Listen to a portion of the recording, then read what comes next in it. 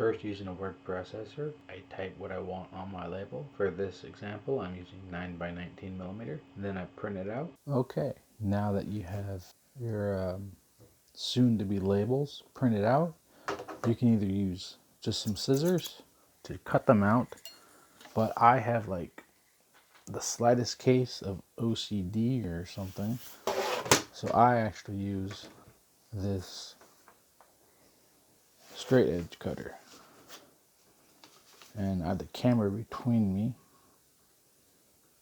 so I'm going to just try to do this. I just have it so the number just comes to the edge, so I have just a little bit of buffer.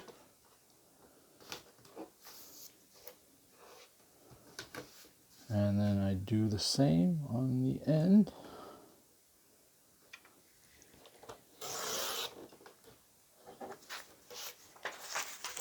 And then I just keep cutting them out again.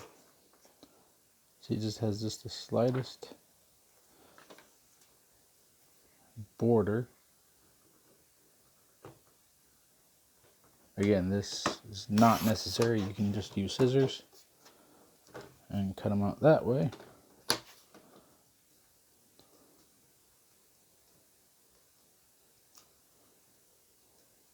Anyway, I'm going to finish cutting these out,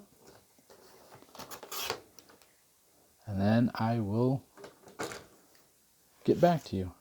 Okay, now that we have them cut out, I have just these flexible adhesive backed magnet sheets that I'm using. Though if you have a bunch of old refrigerator magnets, like places like pizza places, you can just use those.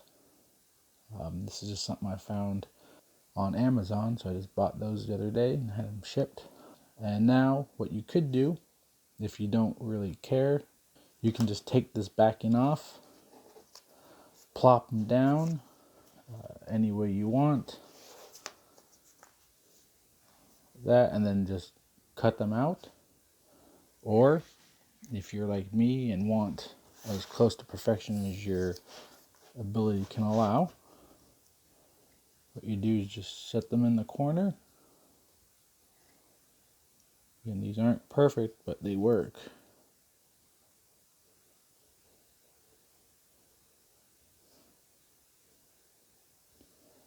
And then just lightly, oops,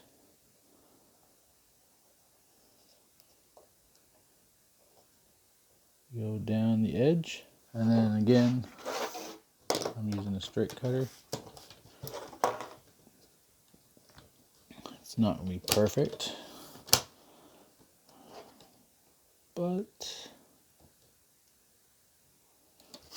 better do it this way.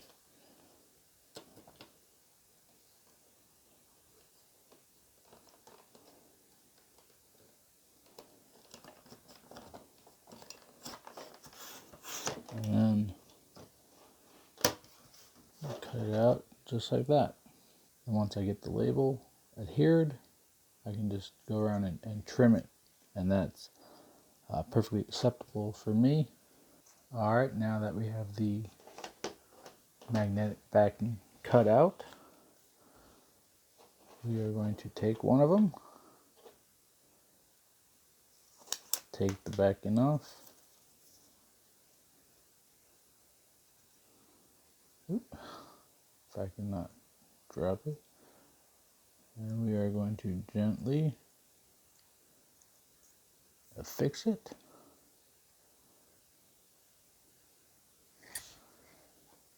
And then we can just trim it.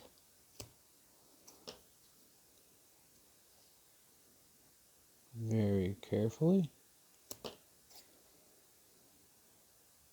These are slightly bigger than they need to be.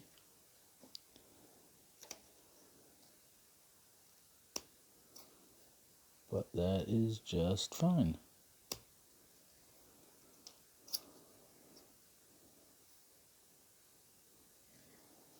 So there we have it. We have one done. I'll come back to you when I finish the rest of them.